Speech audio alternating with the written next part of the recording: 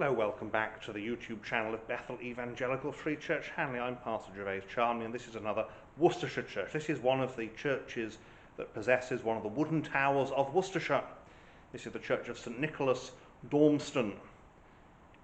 There was a Norman church here, and undoubtedly there's some Norman fabric somewhere in the walls. The present building, though, appears largely 14th century, although the tower is 15th century, and there was a restoration in 1905 that was not perhaps the best. It damaged the character of the building and destroyed a medieval chancel arch for no good reason. It wasn't done by anyone particularly notable. And of course they scraped off all the plaster. They did leave some old medieval features, and of course the exterior is still beautiful. So we'll have a look around the inside and then look at the outside with that funny wooden tower that is the peculiar glory of this building, and very peculiar it is too. So here we are, starting at the west end as per usual. There is a font that is 15th century. During restoration they did find a Norman font buried underneath, but that seems to have disappeared. It was very common, in fact, when old fonts ceased to be used, that what they do is they would bury them in the floor rather than do anything else with them, because of course they were regarded as sacred. The water might be changed perhaps once a month in the font. On the whole, then that meant that you generally hope that your child's baptism would be earlier rather than later. You can see there's a scar there's a couple of scars in fact where the staples that would have allowed it to be locked have been removed at some point. There's a little bit of medieval glass up there, and this is a 14th century window. There are, again, more medieval stuff, or late medieval. These are late medieval benches, nice solid lumps of oak, and they have been retained even when the later box pews and pulpit were removed in 1905. The chancel arch is unnecessarily lofty and is interfered with by the medieval roof, because that is not the medieval arch, that's a 1905 arch. We have here the war memorial, and there's only 4 names on it, but we have the panel either side, and in the middle you've got these 2 pictures. You have this supreme sacrament of the great sacrifice, which compares rather unfortunately, the death of Christ with that of the soldier, and then you have the angel guiding a soldier through no man's land. There's a watercolour here at the outside of the church. We'll see that in person later. Again, this is harvest festival time, so you've got these nice harvest squashes and things. That pulpit, not the greatest thing in the world, I mean, but there we go. I shouldn't complain so much about them. That window, the east window, is Victorian. It replaced a rather fun Georgian one, but yeah, that's the Victorians for you. 17th century communion rails, very good, very good. The centre part is missing, but not the rest. And then here we have the window, and let's see if it tells us who the window commissioned by Raymond Nation. It's the Lark Ascending. There is no organ anymore, or the old pipe organ's gone and an electric one in its place, but there is the presentation plate from the pipe organ. Never mind. And undoubtedly because it was removed because it had become unserviceable, or rather uneconomical to service it. So tiny little building, very rural, very, very pretty. You can see the lectern there, and it's sort of an eagle lectern. We have an eagle on it somewhere. Why not, quite frankly? And there's the pulpit. They do use it. It's low enough. There's some photographs at the back that show the building before the one is tempted to say despoilation. I see here it was a despoilation. I don't see any reason why they should have done what they did. So this is the interior as it was, and you can see there you've got your high pulpit, box pews that actually looks like a 14th century chancel arch. It annoys me when they get removed, and yeah, box pews, high pulpit, and that older east window. So never mind. We can at least see what used to be here.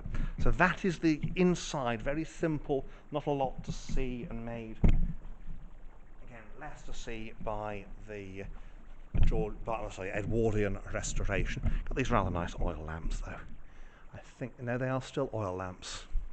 There is electric light, but there are also oil lamps. Oil lamps and things quite useful if you want to have your carols by candlelight or something. And of course the walls would originally have been plastered, painted. So that is the inside at Dormston. And so we're outside here. I'm in shadow, so I want to get the church in sunlight behind me. You can see here, this is that wooden tower. It's essentially a third option between a stone tower and a wooden belfry, as you have something a bit more substantial and this wooden tower. There's a few of them. I think there's about 4 or 5 in the county.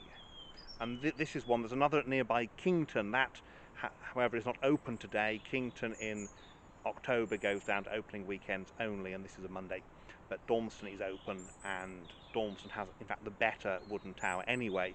No doubt at some future point, God willing, anybody return to Kington, because that would have to be in the spring. So this is the outside, 14th century, and then this 15th century tower. So we'll have a look around and see what we can see, really. So Dormston, we have the porch is 14th century as well, so one of these nice wooden Worcestershire porches. We're going around this way, of course, because the great talking point about this church is that tower. That tower. They are just individual outside with dogs, so I shall refrain from filming other people without their permission. That is the tower, and you can see there, wooden, timber framed on a stone base. 14th century window opening, and there's a good sundial. Sundial tells us it is 2:30. It would be correct if the clocks had gone back, but they haven't yet. And there's the porch. Oh, sorry, not the porch. There's the porch there, and there's the chancel. Nice ashlar stonework there. And East End, of course, the window has sadly been replaced. And I say sadly because the old one actually looks rather fun. There's no need to have tracery in that, but it's fitting for the building. It's a 14th century style window in a largely 14th century building, so can't complain too much, really. Round the north side, just the one window there. The north side gets the least sun. The north side gets the most snow and ice, so that's what you do. You wouldn't have as few openings as possible, and that also is why north doors often get blocked up like that. There's that tower. And it's the same sort of architecture you'll find, of course, on houses around here. This is often black and white. Now, it used to be here that they put some pitch on it, so it was very black, but that's been somewhat painted over, which actually goes more with what an actual 15th century colour scheme would have been. This here is basically the shed, I expect. And we've got this little window here at the bottom, which gives us an idea of the construction. And there's a very sturdy wooden frame inside all that, holding it all together. The bottom stage is stone, because of course wood rots if it gets damp, and so you want some kind of stone base to keep it off the ground so that it can survive, as this has for perhaps 500 years. And if it's preserved properly, and you see here this is basically a lime wash on the outside of the wood, which is what they would have done in the Middle Ages.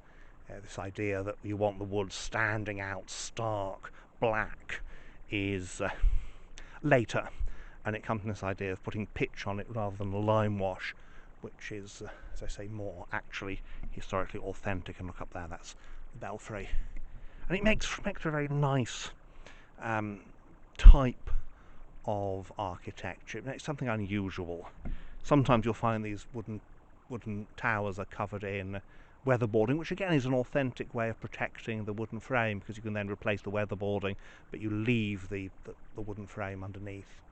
So very interesting, very historic, and you can just about see through there. They have issues with bats in the belfry, don't we all? Don't we all? So that is the outside. Obviously, it wouldn't have had glass originally, so the window needs to be. You'd have shutters on the inside to cover it, but if you needed to see, you'd uncover it, and the openings wouldn't be too big. You wouldn't get too much in the way of wind and rain in when you were ringing the bells, because that's the function of this, is to carry the bells at the top. So that's the outside here at Dormston. So there we have it, St Nicholas Dormston, wooden tower of Worcestershire. And this is one of the best. This is one where you can see the structure on the outside, one where it's been recently very sensitively restored. So that's a wooden tower. Second one really, and one of the best. It's not one of the biggest, it's quite a small building. It always strikes me here. You see photographs of the outside, you turn up and you go, oh, actually it is very small, because this is one of the buildings, because of the various features, the tower, the windows, the porch, all of them are features that can be bigger or smaller but still have the same basic shape. But this is a small church, as we've seen. Well, thank you for watching, and may God bless you and keep you until next time.